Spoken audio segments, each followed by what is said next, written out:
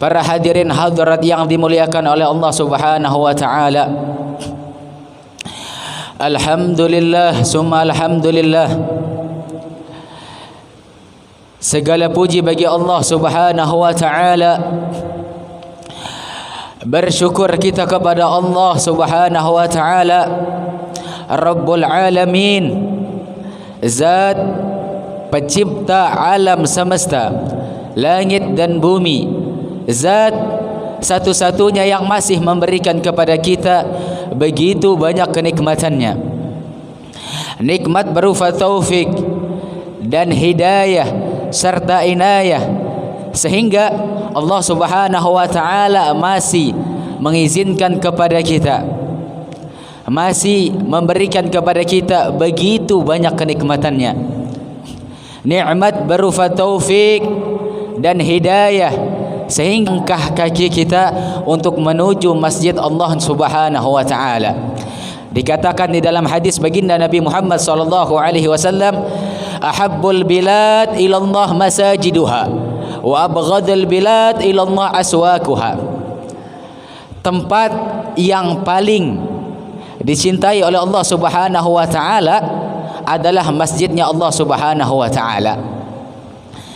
Jadi tempat yang paling diridhai oleh Allah Subhanahu wa taala, tempat kata Nabi Muhammad sallallahu alaihi wasallam yang mana jikalau kita mendatangi tempat tersebut bisa mengundang daripada rahmatnya Allah Subhanahu wa taala adalah masjidnya Allah Subhanahu wa taala.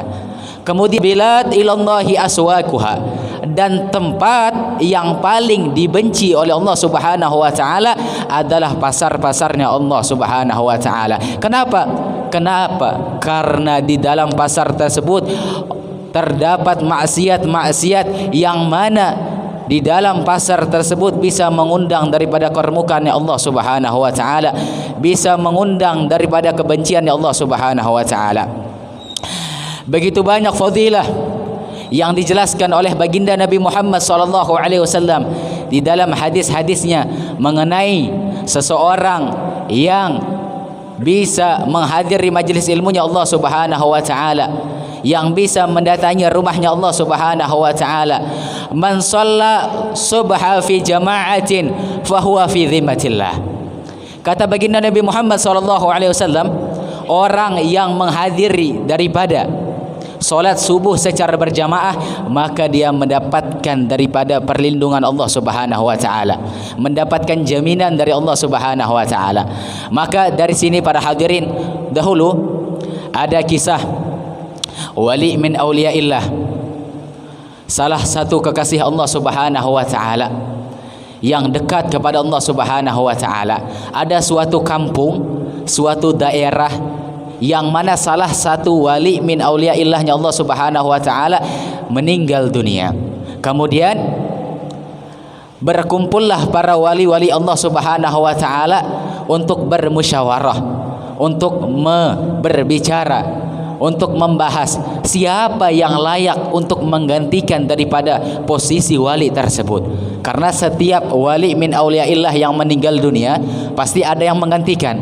Nah, maka dari sini para wali yang lain tadi berkumpul, bermusyawarah untuk menentukan siapa yang layak, yang pantas agar dijadikan oleh Allah Subhanahu wa taala pengganti daripada wali yang telah dipanggil oleh Allah Subhanahu wa taala, yaitu yang telah meninggal dunia.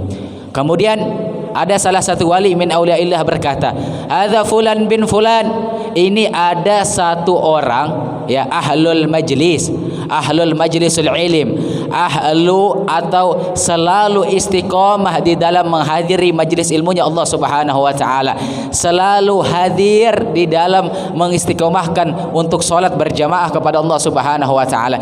Dia ini fulan bin fulan layak untuk menjadikan wali, layak untuk menggantikan posisi tersebut. Kemudian ada satu wali min auliyaillah yang lain mengatakan, la, kata beliau, tidak. Kenapa? Karena tadi dia salat subuh tidak berjamaah.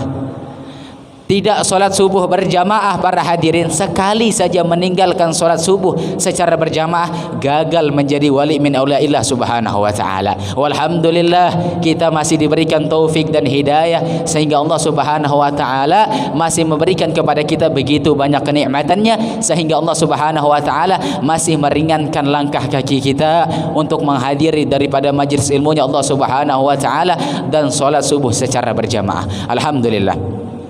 Para hadirin hadirat yang dimuliakan oleh Allah subhanahu wa ta'ala, pada tema yang mulia ini kami sebelumnya